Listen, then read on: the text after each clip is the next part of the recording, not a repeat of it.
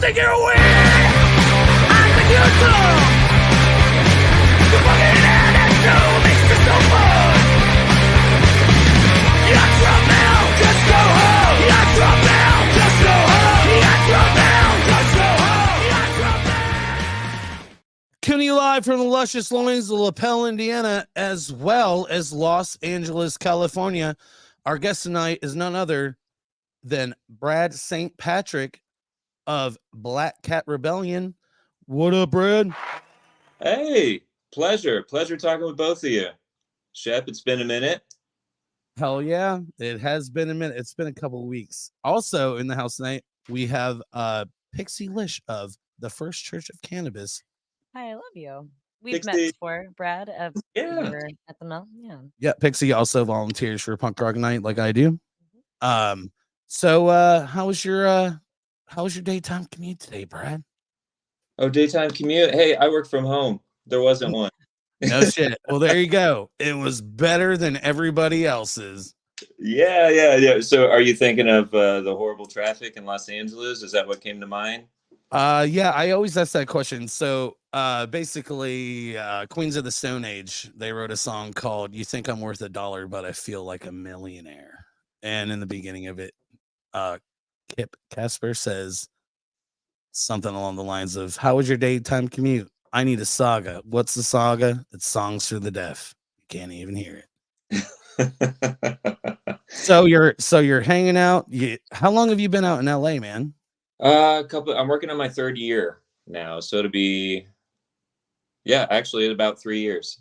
So I've been out here for a little bit. It was at the end of the pandemic, and man, it was wild. So what I did is I sold everything I had in Indy, packed it up in a Jeep. Whatever didn't fit in that Jeep didn't make it. So I just rebought everything when I got out here. Is the cheapest way to do it. Definitely got to thank Rob from Black Cat for helping me out with that too. Hell yeah. And my friend Don as well, who's in the Messengers and New Void. They are some geometric geniuses. I could say that's for sure. Tetris Masters. Yes, Tetris Masters. So what inspired you to move out to LA? Let's see. So I think at the time it was either going to be LA or Chicago, right? I could definitely say, I don't know if you want to have a talk about mental health much, but I think it was probably the best decision for me at the time. We were all coming through the pandemic at that point. And I think we were all starting to come to terms with reality in a lot of different ways. I think for me, what was going on is I felt like I did all I could do at that point. And just looking for different things to, I guess, enhance my life. Not that anything, all the people there in Indy, that's home.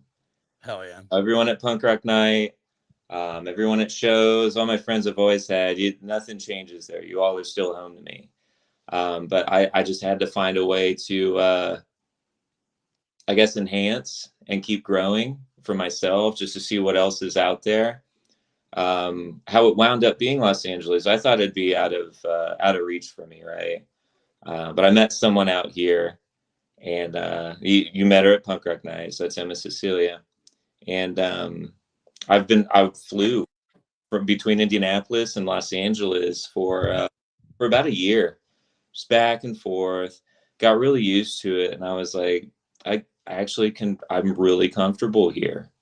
It makes sense. I don't feel like I'm getting stared down, when I'm just trying to cash my check at the bank. Lots of things to keep me entertained, to really just kind of add to life. So, I mean, it's not just shows and stuff, which are nonstop, but you've got things like the beach, the mountains, the desert, the ocean, whatever you want. It's forests, they're all out here. So I that's what I was looking for, and I think that's what I needed. So I definitely say I'm the happiest I've been in my life, though I do miss my Indy. Hell yeah. Yeah. That's awesome, man. Fuck yeah. So are you going to start a band out there? So what's been going on out here is Black Cat's always close to my heart. I think if I do another rock and roll band, it would just sound like Black Cat. So what we've been doing is we practice virtually. We've got a couple apps that I sing real time here. They play real time in Indy.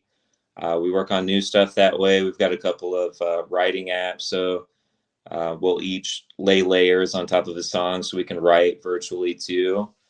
As far as like outside Black Cat stuff, what I've been working on is so the goth scene is really, really strong out here. So what I've also done is kind of dip my toes into that. I did earlier this year. It was just a few months ago. I worked with Sister Blade, who's like a dark wave band. We did a song together, did a nice little split thing. So I may be playing around in that area as well. To me, it's all the same. It all comes from the same family tree. Damn, Susie. That's where it splits off and just kind of dives deeper into it. But I mean, the politics, the belief systems, they're all the same. Yeah. And what was the name of that band you said you were working with out there? It's Sister Blade. Sister Blade. Mm-hmm. Right on. I wrote that down. Right. So you sent over, so Brad, you took the initiative and you put out a post saying, hey, I'm going to be on the first ever Mile High Club. Congratulations, by the way, for being the first member of the Mile High Club. Thank you very much. Do I get like wings or anything, like the little badges you got when you? Yeah, I'll send you a photo of you with wings. Yeah. So Pixie was actually asking prior to we started the show, like, what's the reference? Like the reference to Mile High Club. I mean, I know what the Mile High Club is. Yes. So it's a play on words, and I'm kind of big on that. And the idea is to get people on the show that are out of state, that have events coming up, or maybe they have an album release they want to promote and stuff like that. And it's kind of it's like fucking Mile High Club. You know what I mean? It's funny because they're a high amount of miles away. But also Mile High Club. So I haven't figured this out yet. I always give the guests the gift of VHS. So I guess like shoot me your address and I'll mail you out a VHS, bud. But if you were here, I grabbed the Phantom for you. Slam Evil. Okay. So shoot me your address and I'll put it out and mail it out to you. I don't know. Have you ever seen the Phantom? Yeah. Which version is that? I can't. It's a little small, but. Oh, it's let's see. Is this OG? It might be OG. Like tight. Yeah, this is this is the original pressing of the film 1996. Hey, great. Yeah. Hell yeah. I'll mail, or maybe next time you're in India, I'll hang on to it and get it to you. Pixie, for coming on the show. I grabbed you a copy of the first Lord of the Rings on VHS. Only on one VHS. I'm actually a little surprised that it's only on one VHS. Yeah, it's probably gonna be not as nice. Yeah, because it's probably supposed to be on two. 55-inch flat screen HD TV. I'm gonna watch it anyways. So some people sent over some questions and let's roll with that. Republican Sex Blanket shot you a message saying what's your musical inspirations, Brad? Musical inspirations. Okay. So it's hard to get specific because I think that there's always these constants, but you've got like the first wave of punk, like up through the end of 70s. That's always been great. I think I lost you. Are you still there? Oh no, I went full screen. I'll go back. No. Go back. But yeah, so you got like the first wave of punk, always my favorite stuff.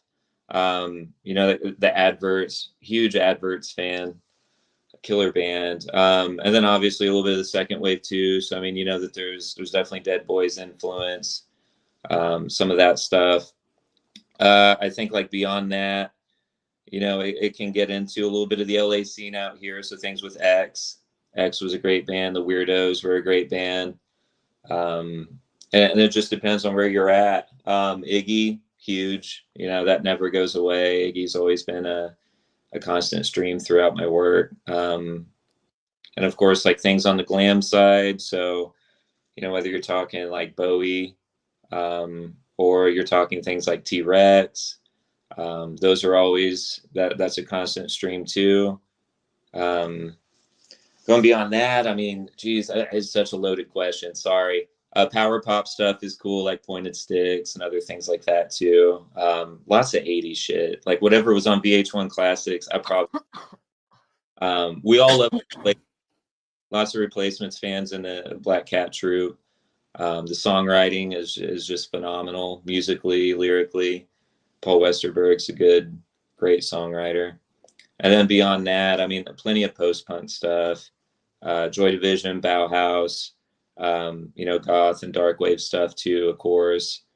The classics like Sister Susie's huge. And then all the different, there's like 20 different bands that shoot off from that stuff too. And I won't bore everyone by going in that direction. But yeah. So, I mean, I think those are a lot of our influences. I'd say aside from actual bands, I just think about sounds I've always loved since I was a kid.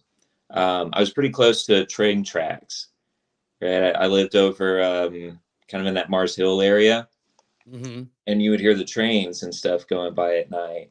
And man, it's super relaxing. It reminds me of the sound How Soon Is Now. Like, different people hear different things, but to me that sounds like the trains. So it's little sounds like that. What can you recreate, or what like atmosphere can you put in a song?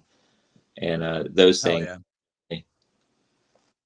I gotta remember. I usually don't do remote, so I always forget. Like, if you're talking, I cannot talk because it will cut your sound out.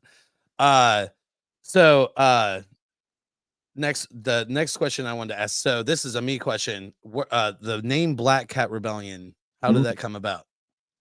Okay, yeah, there was so Black Cat started out with me and Rob. It was at the end of Cadavers. I think we had the idea for it, but we hadn't really fleshed anything together yet. And we were thinking, well, what are we going to call this? So many different versions of it were coming up. We had like Angel Rebellion or other stuff like that, which were all cool, but just kind of seemed really predictable. And I think what we settled on was Black Cat because we had all this Halloween shit all over the apartment when we lived together. And there was a giant black cat. There was like all this black cat stuff. I grew up with a black cat named Sheba. Hell yeah. So much. And I think that's what stuck. But then we thought about like the symbolism behind that. And black cats are, it's a symbol of, you've got like all these things as far as like occult or metaphysical things. And you've also got anarchy, like the black cat is a symbol of anarchy too. So thinking about the rebellion side of things, it's in there as well. The rebellion's a little bit redundant. I think if I could redo it, I'd probably just shorten it to Black Cat these days, but maybe time, right? You can always change your name to Tyler the Tiger.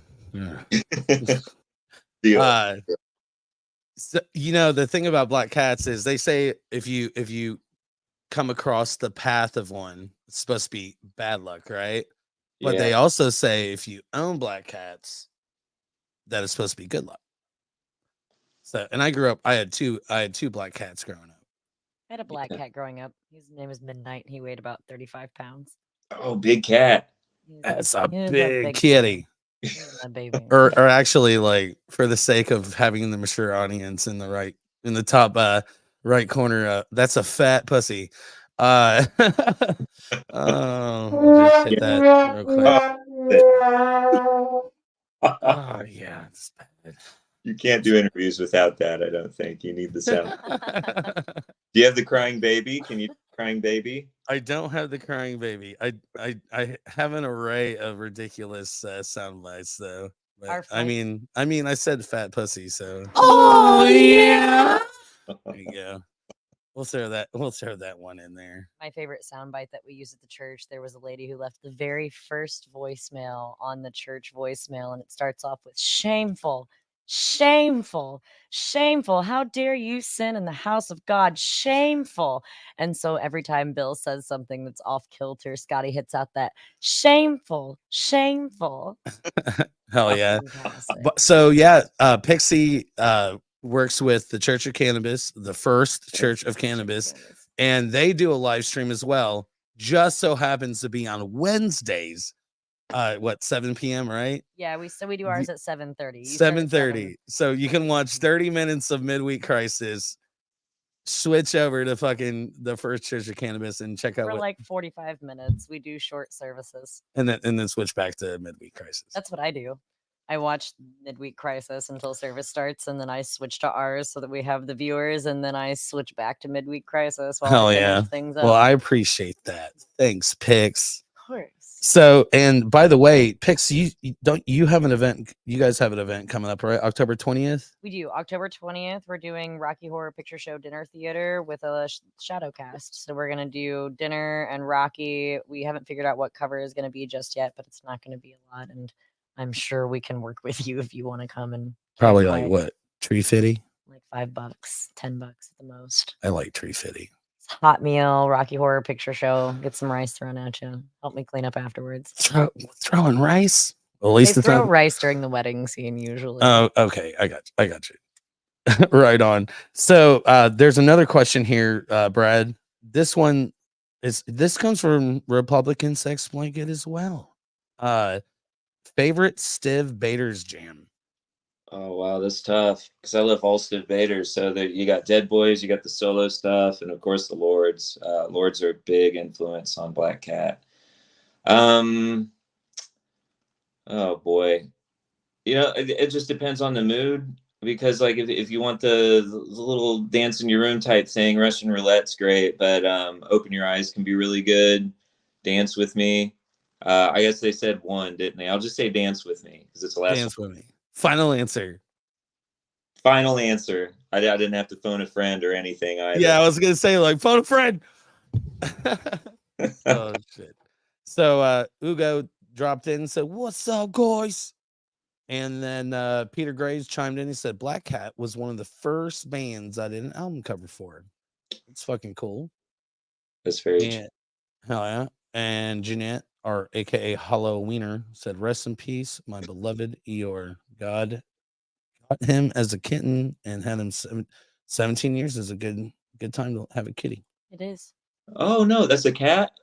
Mm-hmm.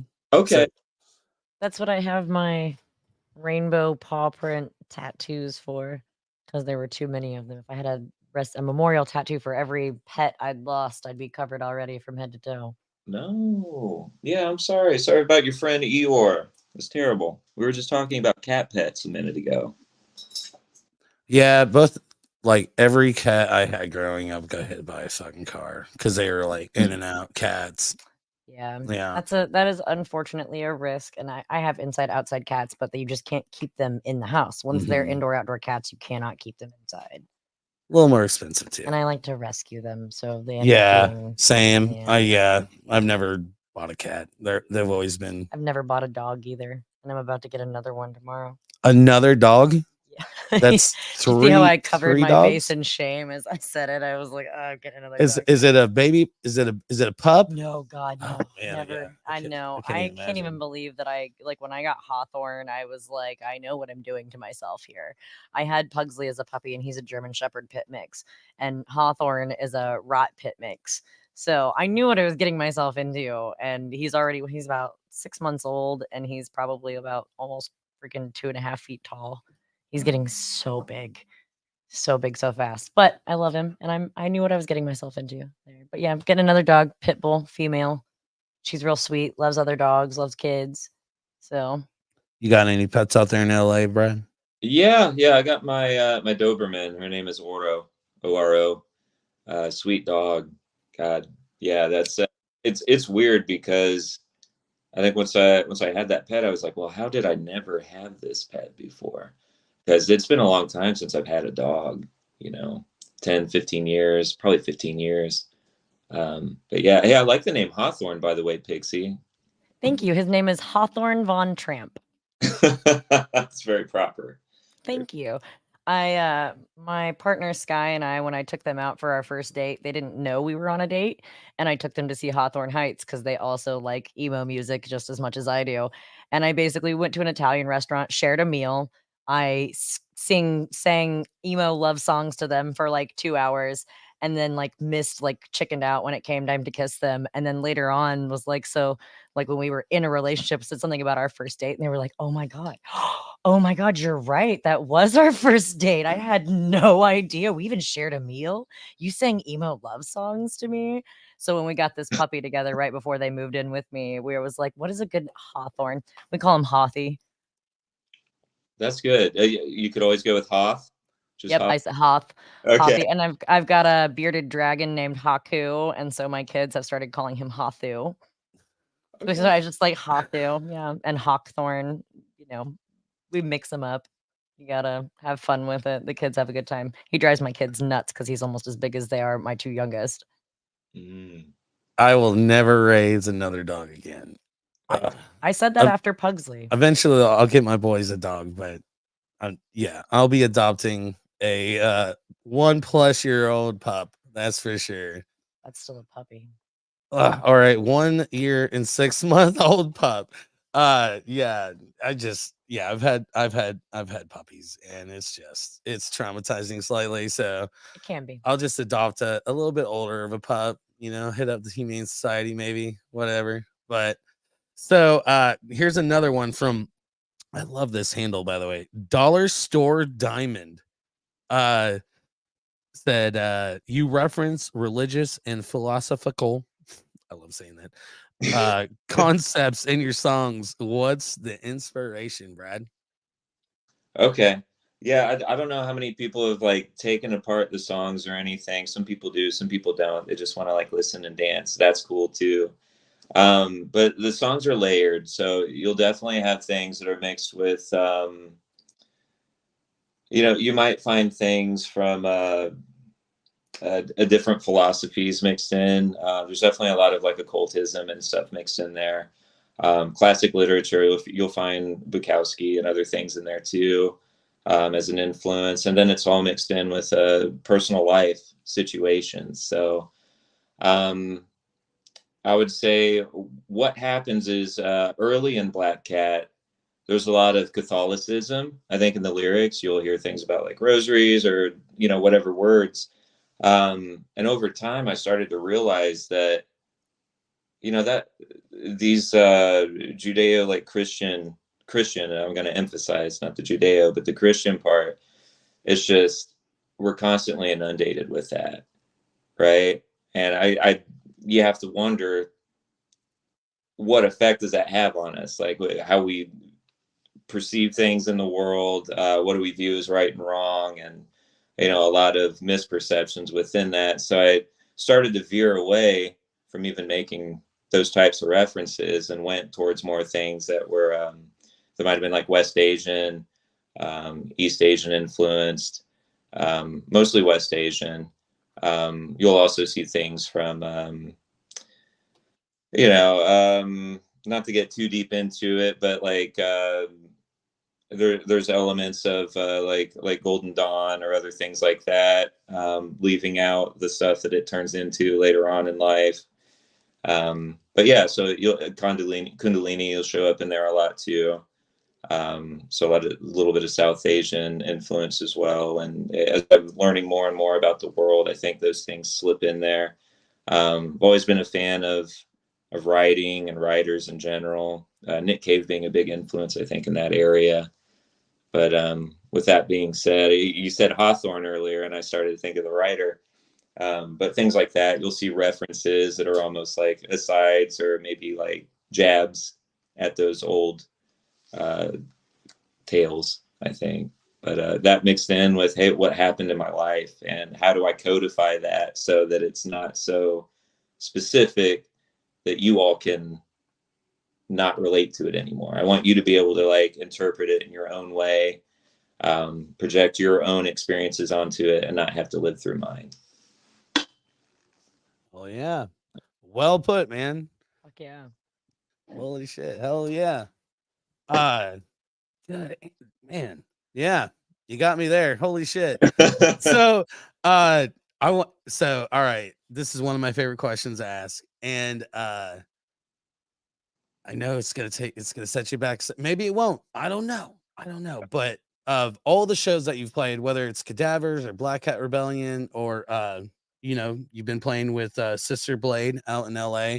Is there a show that stands out to you that you played that like I don't want to say your favorite show that you've ever played, but it was just kind of either fucking nuts Nothing or can top that one. yeah, or just like Mm, like holy shit show. that's a good question. And I feel like I've had like different phases to my life. I'm always the same person, but I feel like I go through these like metamorphoses every now and then. I was saying Cadavers. Um, the reunion show is a big deal. That was a lot of fun and definitely I think meaningful to everyone involved. And I'll always love Drew, Curdy, Craig, Chris. Whatever anyone who's involved with that. Those are friends I hold near and dear. Craig Chaos. Craig Chaos. Yeah, that first post, I was like, we're just gonna throw Craig under the bus for an hour. All the people that you've played in bands with, I played in band with Craig, and I just love fucking partying with him and playing with him. So, cheers, Craig. We're not gonna run your name under the bus. I was just fucking around. So. I'd say in Black Cat, the Damned show was fantastic. And I still thank everyone for helping us make that possible. Getting to see Dave Vanian up there watching us from the side, someone that that's the beginning of punk for me. That's what I remember flipping through this old book Curdy had, because Curdy and I grew up together, like from Ninth Circle Symphony and Cadavers. He had this neon green and black book, and it had every punk band. It was like an ABC, and it was animal print. Some of you all might even have this, but we flipped from it from front to back. And I'd always stop on this one page because I was like, this guy's dressed like Dracula. This guy's got like a big furry costume on. And then this guy just looks like a punk. Like, what the hell is this? And then I listened to it and I was like, oh, okay. And then that opened so many doors. But yeah, that Damn show was cool. And then Captain Sensible still kind of stays in touch a little bit. He'll interact with social media on mine. He put a Black Cat patch on his vest. And I mean, seeing that after the fact, that was just mind blowing. So I don't know a whole lot that'll top that too. But those are definitely my two favorites. Hell yeah, man. Awesome. So we got another one here. I want to throw this out here. Pixie, do you want to throw a question out before I jump into this? Go for it. No pressure. No pressure. No Thanks. pressure. Yeah. If I had a question, it's gone now. So Jason X Keller said, how did you get so goddamn sexy and stylish, Brad? Okay. Can I put a pause on the sexy and we'll go to stylish, right? This is funny. You know what? I'm gonna seriously answer it because it fucking comes up, right? Like, oh, it is TVMA. I can say yeah, anything you want, man. Yeah. Fucking okay. So yeah, it comes up. So with stylish, when you think of style, it's expression too. It's just like music. It's art, just the same. So I mean, it's old vampire movies. Duh. That's a big part of it, especially 80s. I knew it. Yeah. Oh yeah. You're Dark, Lost Boys.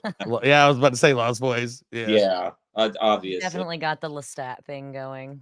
Yeah. Any of those things. But I say even beyond that, it's kind of paying attention to things from the past and the present too, and just realizing what you think is bullshit, right?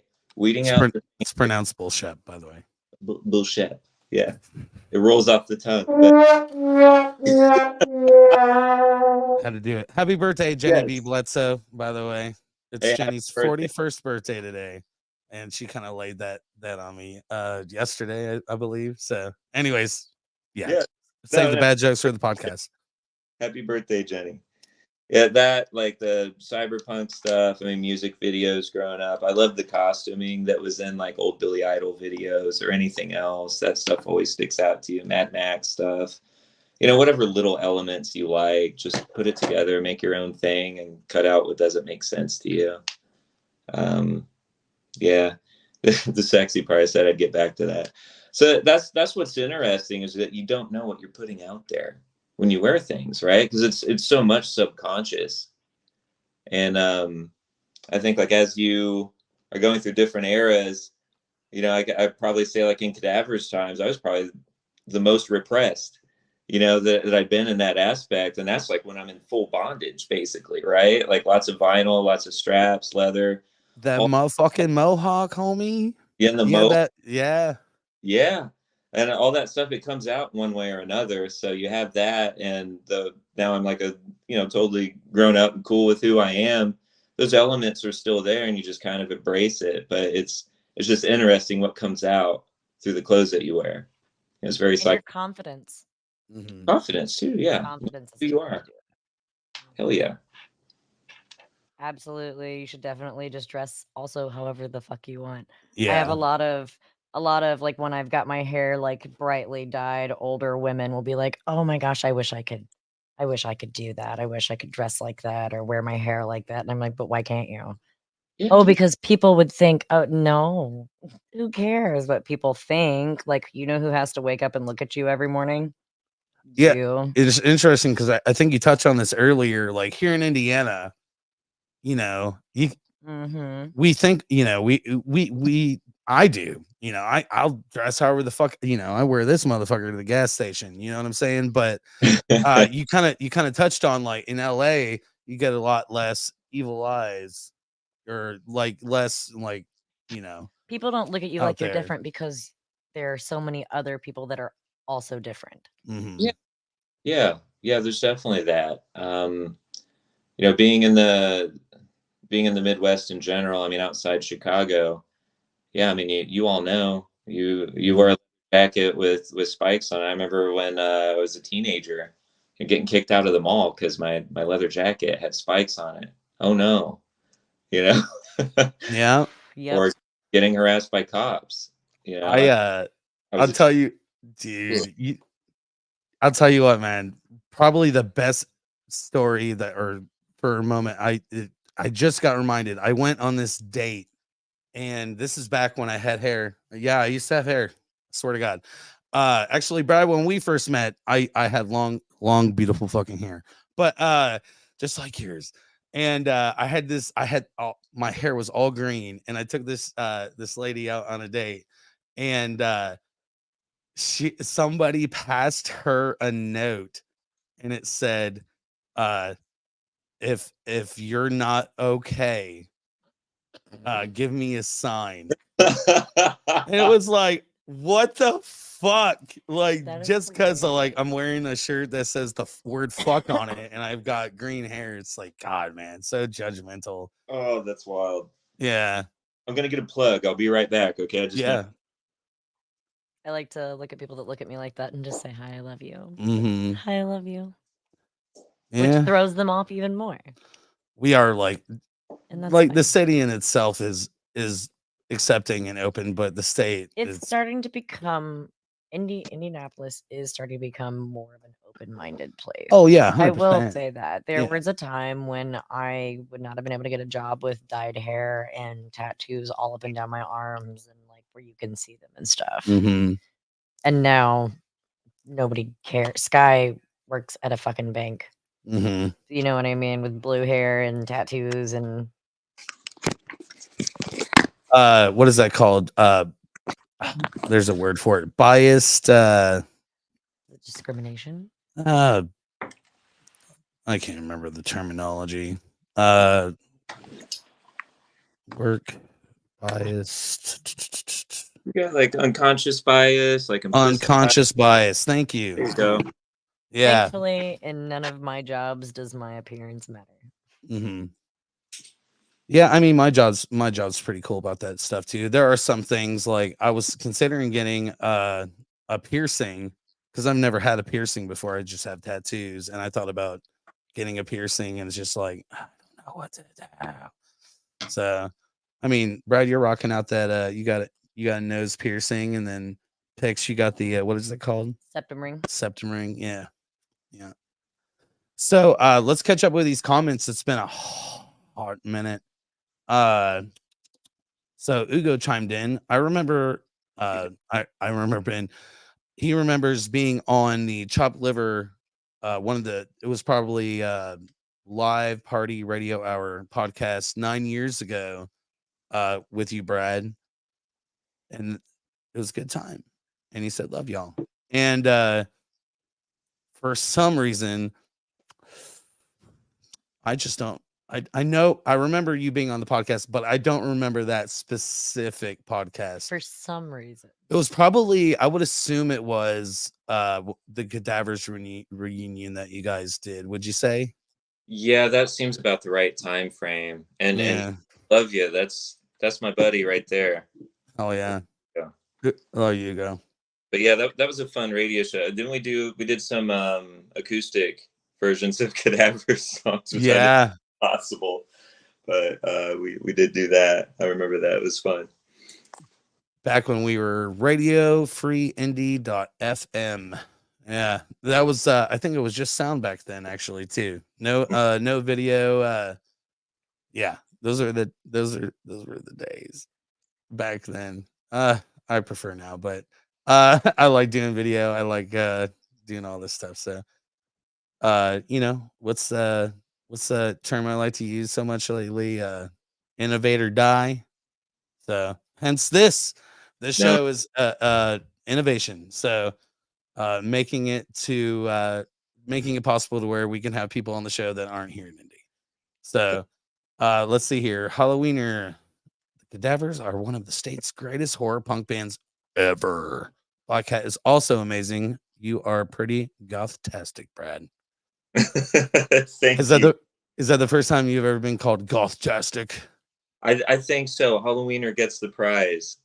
Yeah, that's awesome. And thank you for the compliments too. Absolutely. Those were definitely fun years, like Cadaver's times, and Black Cat's kind of its own things. I mean, you've got those dark elements. It's definitely a rock and roll punk band, like glam punk, whatever. I don't know, but yeah, I'd say those are definitely good times. The horror punk, death rock years, definitely cool too. Let's see here. She also chimed in. Your Cadavers look was also gothalicious. All right, so we've got gothtastic and gothalicious. That's right. There was I just found the old Nouveau when I was packing, because I just moved from downtown LA over here to Koreatown, and in the during the move I saw the old Nouveau paper that has me and Craig and Drew on the front, and on the inside they're describing us, and I think my look was described as a collapsible ruler in there, and I'm trying to remember like what the rest. What? A collapsible ruler? Maybe it's because like I'm still pretty thin, but like I was like stick thin back then, and maybe because I was like bent over the guitar or something. I don't know, but that always sticks out in my head, like collapsible ruler. Do you recall who wrote that? It was the writer for that article. I've got her face in mind, but I can't remember. I think she was going by an alias at that time. Like the word vamp was in it, if I remember right. Vamp. Right on. Yeah. Did you ever get birched? You ever get the barfly? Yeah. Luckily, Wayne's gotten Black Cat a couple of times. I know he got me and Ricky when we did the David Bowie tribute together. It's one of my favorite drawings too. It looked He really made a cool. comment about that. He did. Oh, really? Mm-hmm. Oh shit. Yeah. Let's we'll scroll through these real quick. Since you mentioned it, I figured I would. Hugo's moving to Alabama. What is AL? Atlantic. That's Alabama. Who's moving there? I don't know. AL is the abbreviation for Alabama. Hugo, apparently. I don't know what AL is. He said like he meant LA. Okay. It was on the house. It was okay. So that was the Gutter Fountain Square. So okay, so yeah, we to go back in time here. So he's referencing a show that you did at the Gutters of Fountain Square, and that is actually right when so what happened was unfortunately Radio Free Indy shut down, and we started doing YouTube for a couple weeks, but then we switched over because Facebook was like, by the way, you can go live now. So immediately, like the week that you could go live on Facebook, Chopped Liver switched over to live on Facebook. And so it was probably one of those shows which are buried on YouTube. It's out there. But I would have to actually, I should probably do that. I'll find it. I'll put it up and maybe I don't know, broadcast it or something. But yeah, I'll hunt it down. That's really cool that you remember that, bub. And now here's Birch. Woe be those who missed the night Brad did Bowie at Radio for me. Which do you recall that, Brad?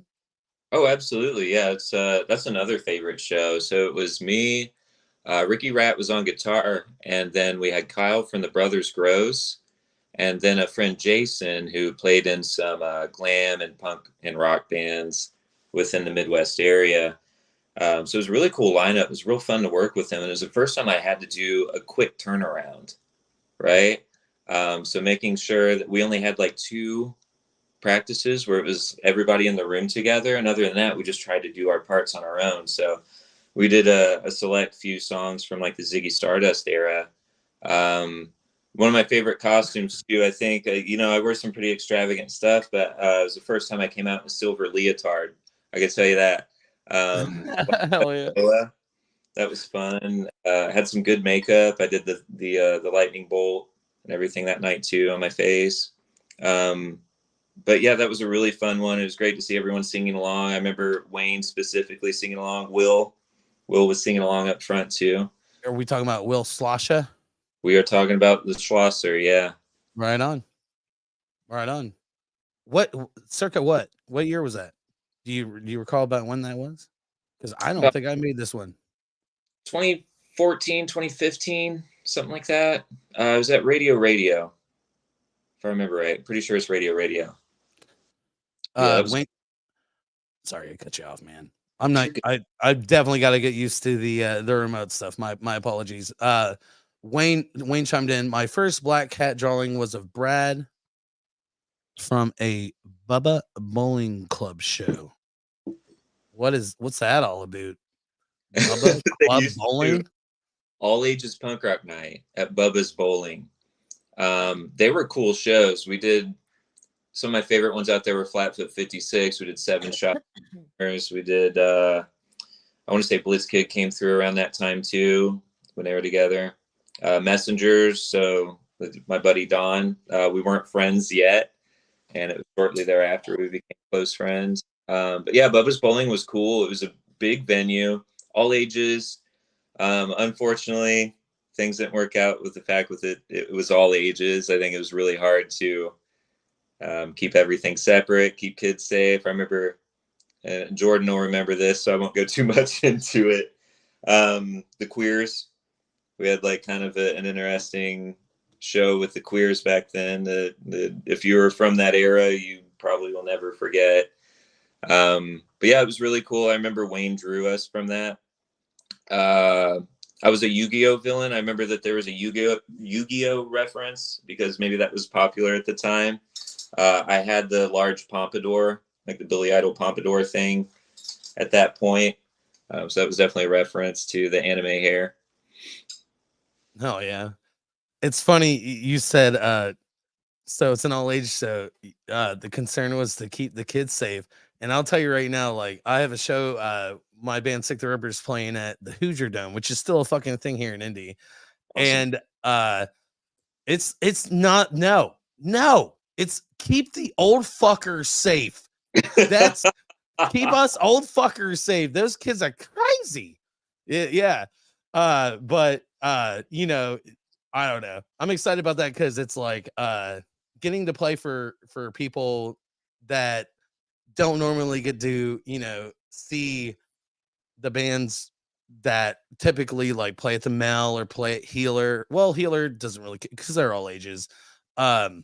Which is, you know, while we're talking about this, Indy is on a fucking kicking it with that right now. Yeah. I can't wait for my 2-year-old to be 4 or 5 years old because I could start taking him to shows, you know, because Healer's doing all ages, Black Circle's doing all ages. The Maryland Rose Center is doing all that's ages. right. And then you know, it's so fucking cool that that's happening. But it's funny, like My first thought when we got added to this bill on it's Friday the 13th at the Hoosier Dome, I was like, am I gonna fucking die? Like they're fucking crazy. They're fucking Yes. crazy. I'm gonna get like moshed to death. I go to metal shows at the Black Circle when my friend's band Lust Witch plays there, and I go to a few other ones too. But I'm always up by the stage, and I'm always off to the right, and I'm like, man, the fucking mosh pit. And so I grab Sky, and they're a little smaller than me, and I always put them over here where they're safe. And then I brace and I turn back around, and I'm like, I'm gonna try to watch the show, but also I don't want to get fucking slammed into by some 250-pound 16-year-old that's slammed in and like doing the hardcore dancing thing. And I always like joke around. I'm like, see, he's over there picking up coins. Picking up coins thing. Oh, that Yeah. reminds me. Yes, I can't stand it. And we're mosh pit magnets. No matter what show, concert we go to, when we go to Louder Than Life, I am always on the lookout for Sky. They got the back of their head split open at the Mill a few months ago during Barstool Preachers because this like 6.5 foot tall dude just comes flying through, and it was like the crowd just parted, and I was like, there was nothing I could do. Yeah, it's like slow motion. Like Sky just commented. Sky commented with a bunch of rock on signs. They had a nice little thing in the back of their head for a while there. And I was like, I did a shout out to them the next morning on Facebook. It was a shout out to my babe for being punk as fuck and getting their head split open at the show last night. And their mom about had a heart attack. Phil Keller, who was on the Hair of the Dog podcast last night, just chimed in. He said, "Hey kids, fucker, coming in late. How we doing? Hey Phil, are you so it's what time is it there? It's got to be what 7 p.m. Yeah. I see that daylight coming in behind you a little bit. It's dark as fuck here, but it's really surreal that I'm doing a podcast with somebody that is how many miles is that? It's got to be at least 1,500 miles from here to LA. It's long. It's about a 2-day drive. I could tell you that. 2 days, yeah. So it's up there. Yeah, it's a hell of a drive. Are you planning on coming back to Indy anytime soon, or anything in the books, or maybe a holiday or something? Nothing like that yet. My like family connections are kind of so like all over the place. It's not really bringing me back that often. But we always keep in practice just in case something good comes up. Hell yeah. It's definitely worth the trip and everything. Nothing planned for this coming year yet. I know that what we'll be doing is we are going to start like tracking some newer songs. You probably heard some of them at the show. Back in August 5th, I think it was a punk rock night. So we were test driving a couple of those songs, and then tracking a few more that we've been writing in the background. We might even have time to put together another one or so, but they take a while. I could definitely say we spend a lot of time on writing. So this coming year is probably mostly going to be writing, but if something great comes up, don't hesitate to hit us up. We'll try and find something a way to hell yeah. Come on back down to Indy. And when that comes up, we'll do maybe we could do another one of these, or maybe if you get in town, I'll get Ugo up in here and we can have a little revisit. Oh man, I miss Ugo. I don't know where he's moving. He said AL, but we'll just run with Pixie said. It's probably LA. Wayne chimed in. Google says Lapel to LA is 1,812 miles. I was pretty close. Within 20%. I don't know. I'm a math guy, but apparently not right now. So Wayne wants to know, when you come back, Brad, was it a whole tour or just Indy? I think he's referencing when you came back and did the PRN a couple of weeks ago. Oh, okay. Yeah, it was just it was Louisville and Indy. So we played at a club down in Louisville. It was like an outdoor Magbar show. Magbar. Actually, I don't think it was the Magbar this time. Was it? I don't think so. I think it was called something else. It was a newer venue, but it was cool. It was ran by like a bandmate of King from Jeremy from Dead City Rejects and get his other. Geez, why is their name escaping me? Vice Tricks. Okay, yeah. Jeremy King. First, and then Yeah. Vice Tricks are freaking amazing. But yeah, so they helped put some of that on. They played out there with us. It was great playing with them again. It was Vice Tricks, Black Cat Rebellion, and GBR. Yes. Yeah. If my memory serves me right. Yes, it was. I do a I lot. love shows. GBR too. Yeah. Great.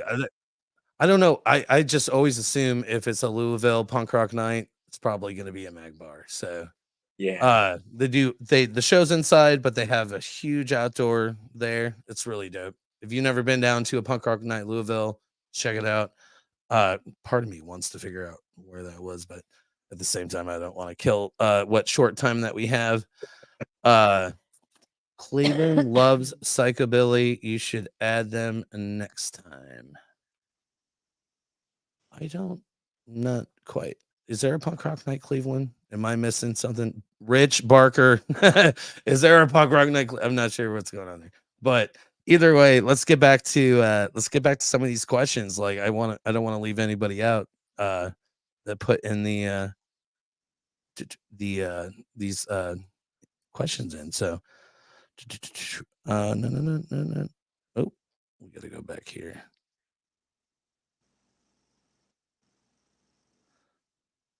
I feel like we already covered this one, Brad, but yeah, we did cover that one. So oh no, I think we got them all. Covered here. At what point do you know a song is finished and you have to walk away from changing it? That's from Dollar Store Diamond. Okay. Yeah. When do you know when to quit when you're writing a song? That's a hard one because you can overthink it. So some of your best songs, I think, are the ones where someone's just screwing around on the guitar and you're like, hey, whoa, what was that? And they're like, I don't know, I was just playing around. You're like, it's kind of catchy. Can you do that again? And then it just kind of turns into something. There's those ones. And then there's those ones that like someone in the band has just been playing a part of that song in the bedroom for over and over. And they're like, hey, I want to do something with this. And you're like, all right, great. And it's a great part. And then you start to put it into a song, but you almost have like these expectations that are way too much.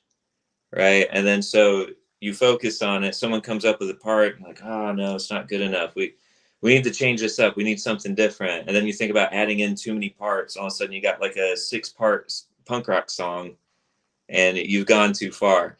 So, I think like the key is work on it until any one of you starts to get exhausted with it. Stop, come back to it next time, or maybe just record what you got so far, listen to it, mull it over for like a week or two, then come back to it. But don't overthink it. That is like the worst thing. It's I'm not a sports ball guy, but I think that's something that could psych someone out. Like when you play sports, if you just overthink catching that ball, or whatever it might be, that's a reference for, you drop it. So you just got to reach up. And it's the same thing about the music. You just got to reach out and grab it.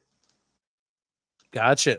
Hell yeah, man. So what do you miss most about Indiana since you moved out to LA? Yeah, it's the people. Like I love the people there. Of course, the punk rock night crowd. I mean, it's like a double-edged sword in some way, because I moved out here, and at first, when I first got here, it was total anonymity. And I was like, oh, this is kind of cool. So I was just walking around. No one knew who I was. Like, who's this guy? He's showing up at the shows now. I'm kind of like, I'm no one. Don't worry about me. And just kind of hanging out. But at the same time, walking places in Indy, it was cool running into people everywhere as well. So, I mean, there was one time where I was getting I think I was getting a battery refilled for my motorcycle. And the guy's like, hey, I saw you play live before. I know who you are. You want to come back and watch us fill the batteries? I was like, yeah, cool. So I like get to walk in the back of this motorcycle shop and hell yeah, that's cool. Things together.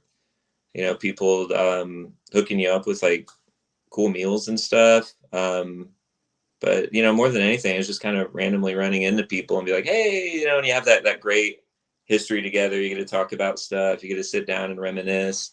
A lot of my connections out here are pretty new. I've got a few old childhood friends that live out here too, so it's kind of cool to run into that. But yeah, so long story short, yeah, the people, everyone out there.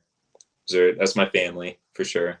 Hell yeah. So, how's your tan? Is your tan better out there? Is Yeah, you say? it's hard to tell because of the white screen here, but you probably noticed when I was out there. Yeah, I'm at my natural shade. I've been lighter than what I'm supposed to be for a very long time. So naturally dark. I'm sure you all noticed that. I don't know, but yeah. So ancestrally, I'm a little spicy. Yeah, And same. out here it brings it all back. I thought maybe so, but cool. Yeah, if I got 90 days in Cali, I would be way fucking darker. So, yeah, Yeah. I feel you on that. Fuck We yeah, know man. Where? Oh no, is the box over there, Pix? I want to do I don't. what's in the box? I don't see the box. Oh no, where's what's in the box? I want to do a random question. Oh, this is great. I was not prepared, I guess. I wasn't either. For it, Phil Keller, if you're still watching, where did we put what's in the box? Oh wait, hold on. Actually, while I don't see it. yeah, I don't know where the fuck I went. We got some questions here. Okay. Oh, so Peter wants to know, what is your preferred zombie apocalypse weapon? Geez. I've got, when I lived in downtown LA, I had a walking stick that you can get off of Amazon. It's basically an extendable baton. That was cool because it's compact. It's easy to carry. It can be lethal. I'd say other than that, like maybe like a crowbar with a really pointy end on the other side. You want something that doesn't dull down, right? Mm-hmm. Yeah. What about you two? Oh man. I absolutely have an answer for this question. Go ahead, Chip. I'm going with the switchblade. Okay. Stab right in the fucking. You're gonna head. get right up there and just stab the zombies. I only said that because I literally have one. Or maybe I could go with you can't see it, but I have the Zelda. Yeah, I got Link's sword back here, but you can't see it because of the camera angle. It's the sword of time, I think. Sword, yeah. Yeah. Right? Yeah. That's the Link's. Yeah. Remember the old Nintendo when he used to shoot fireballs at the end, right? Oh yeah. Or the little star circle fucking thing. So Pixie, what was your answer? So I actually would probably carry axes or shurikens. I'm an axe throwing coach and I also compete in league. And so I feel like I know what I'm doing enough and they don't need to get within 12 to 15 feet of me, and neither does anybody else. And you don't run out of ammo because you can just retrieve it. Shurikens you can never miss. Knives, I can throw anything from a league knife, which is about 8 to 9 inches long, to like an actual just throwing knife too. So I just anything I can throw with a blade. I can throw There you go. spades. Hell yeah. All kinds of stuff. We have a fucking meat cleaver thing at work. Like something you would use to chop liver? Yes, actually. Serious answer though. Shotgun. I would totally roll with the shotgun, and this is based off of my experience of playing Halo and Call of Duty back in the day when I played video games. I was absolutely unstoppable with the fucking shotgun. So yeah, I don't think people drop ammunition like that when you kill them, though. I'm just saying. Well, I mean, pretty sure you'd eventually be. You just run up on them, pop, pop. But you're gonna run out of ammo. No way. Okay, yeah, maybe. I mean, they make it's the shotguns apocalypse. Who's making this ammo? Me. All day. I'll just pick up the shells and refill them, and I got it. It's all good. Yeah, that's the thing. You All can right. how to do it. Yeah. Oh man. Yeah, that's where we went with that. So let's see here. Phil Killer said I'm more artillery fan. Yeah. I have a crossbow too. Oh, hell yeah. Pixie has a point. Arrows are probably the best ranged weapon. I have a Mhm. crossbow.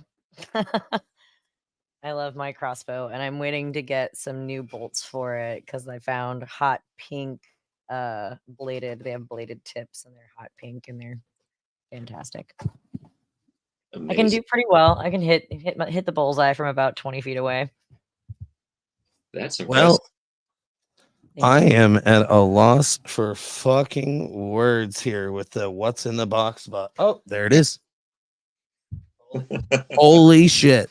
All right. So here it is. What's in the box? We'll do a random question. We'll start with you, Brad, and then Pixie, and then I'll close that question out. Oh yeah, I'm not supposed to look. We'll mix them up. I like to get underneath the crevices here. Get these out here. Brad. Let's see, Brad. I hope you're. Oh, let me get that off the screen here. Phil said nice. And then Peter said mine's an Apache attack helicopter. What is that a reference to? I know that's a reference to something. Okay, here we go. All right, you ready, Brad? I'm ready. Oh, there you go, Brad. What's your hidden talent? Hidden talent. Talent. I was just talking about this. I'm kind of a people reader. So like the serious answer to that question is being a people reader. While you're talking to me, I can't help but to just like I'm watching every little thing you do, and not like to be weird or anything like that. But I think a lot of that is kind of self-defense mechanisms. I think as well. Like I said, I grew up in Mars Hill. But aside from that, I can make this cool little noise with my hands. Oh shit! Farts on demand. Spanish class, I will tell you that. And that's the non-serious answer. Right on. Hell yeah. What about you, Pix? I can sing. Oh, It's there my you go. hidden talent. I don't sing for a lot of people, but when I do sing, people are definitely floored. Pixie is looking to start a band, basically. Orgasm Conductor. Or So Orgasm Conductor is my fantasy band, like how people have fantasy football teams. We don't have players yet. oh, I thought you were saying your hidden talent is that. Oh well, I mean that's not really a hidden talent. Oh man, I wish I had I'm the not drum trying thing on right that. now. But Orgasm Conductor is our fantasy band that I'm starting, quote unquote, and we've already got a logo. We've got like shirts that we're gonna make just because fuck it, why not? I'm actually learning to play the lyre though. I did find an electric lyre. So once I learn to play the lyre, I can put distortion on it, and who fucking does that? So we've got to have at least one horn. Has to be one horn. I don't care what kind of horn it is. It has to be one horn. I've got a whole song list playlist of songs that we're gonna cover, and have started like writing songs of my own. I've got a voicemail that I'm gonna use as the lyrics to one of the songs that we're writing. That's gonna be it's gonna be beautiful. It's gonna be fantastic. So, and you know what? Fuck it, why not? We might as well throw this band together, and even if people like think we suck, it would still be fun. Yeah, I think we need more women-fronted bands too. Absolutely. Yeah, go for it, please do. And I listen to a lot of like the bands at Punk Rock Night, and I'm like, if these people can get shows, I can totally put a band together. Like they're not because they're bad, but like so many, like there are a couple of bands that I don't care for that bring in big crowds, and I'm like, if they can do it, then I can definitely do it. Right? Like, I mean, that's how it all started. Everyone went to punk shows and they're like, oh, if they can do that, we can do this. And that's how you got like from sex. Absolutely. Yeah. My hidden talent is photography for sure. You're good at it. You are. All right, that was bad. Math. I'm very, very good with numbers. Awesome. I'm probably shouldn't have been an accountant or something. It's something that works with numbers. I am very much a big numbers math person. So a lot of people don't know that, but yeah, I can literally see numbers for whatever reason. It runs in my blood too. So I'm not the first of my family to have that hidden talent of numbers. So yeah, I'm a numbers guy. Yeah. That that's a big talent because I think like I was studying some of the things I was talking about earlier, like occultism, all this other stuff. You Uh-oh. Oh no. Bradley, no. No, Bradley, come back to us. That was definitely a good Candy Mountain Charlie voice. Uh-oh. Oh no, Brad. Uh-oh. So while Brad is out Aw. and he's gone. So he'll be back momentarily. 2 weeks from tonight at the Melody Inn. It's the hashtag Halloween costume party for First Monday Karaoke. That's October 2nd. Get your there he is. Get your dopest costumes ready to rock. Yes. And it's gonna be great. Bring out the canned foods because the first gosh darn it, the first Church of Cannabis will be out, and they're gonna be collecting cans for help me out The here, Tix. Canatarian Outreach Center. I'm the outreach coordinator for the Canatarian Outreach Center. We serve hot meals to the homeless or our friends on the street every Tuesday and Saturday. We cook them at the church and then we load them up and we drive them around town and to different like camps and sites and we feed our friends on the street. So any canned goods are welcome. They will absolutely help fill our shelves and feed our friends. Hell yeah. And that again, that's 2 weeks from tonight at the Melody Inn for the first Monday karaoke. It is a costume party. Top 3 best costumes winning a prize. Doors at 7, karaoke at 8. We're closing down at midnight. Bring them canned foods for the first Church Cannabis. Get them out there. Help the people in need. And just for the sake of saying I did the thing, I'll fucking put the fucking boosh. There it is right there. love it. Bam. Yeah, that's every first Monday, by the way. And next month, November, there's gonna be another canned food drive for that event as well. And I don't know that fucking date. But Brad, what were you saying? You were Oh, you numbers. lost you there, buddy. No, yeah, I had an alarm go off, I guess. But so for numbers, yeah, that's what the universe is made up of because it is just a representation of that's how we can make sense of things. So the world is math. So that's a hell of a talent, Chet. Right. Cool. Yeah, 369, damn good time. You know that reference, the 369 theory? Yeah. Yeah, we won't dive into that, but I'm a firm believer in it. So yeah, I write things down. So hell yeah, man. Thank you for fucking coming on the show all the way from motherfucking LA. Hell yeah. It was good chatting with you. Absolutely. It was super cool getting to hang out and see Black Cat Rebellion a few weeks ago at Punk Rock Night. It was a fucking fantastic time. Hopefully, you can get back down here soon. And if you haven't, check out his band Black Cat Rebellion on Facebook, Instagram, all the things.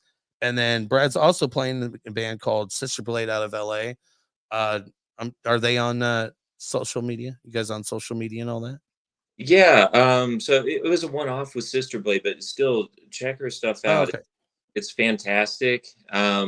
If any of you remember like Switchblade Symphony, like a 90s goth band, it's kind of along those lines, a little bit ambient too, but really good stuff. You can find her on Spotify, and she is on all the social medias too, so Facebook and Instagram as well.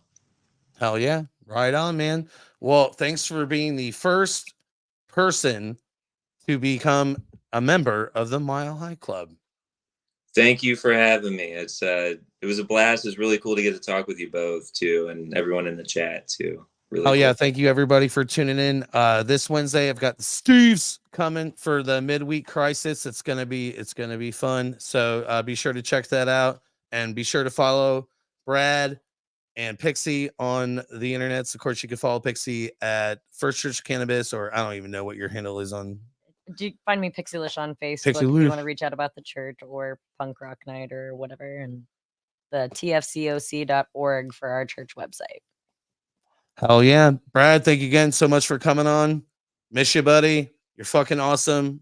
It's been fucking dope. You're the best, man. You too. Can't wait for you to come back in town and we'll get Ugo up in this motherfucker. All right. Yeah, I'd love that. All right, man. You be safe out there and enjoy that fucking weather. Oh, I will. I'll All see right, you. brother. See you. Cheers. We are the unheard. We are the overlooked. We are Chopped Liver. You think you're weird? I think you're dumb. You fucking had that show makes me so fun.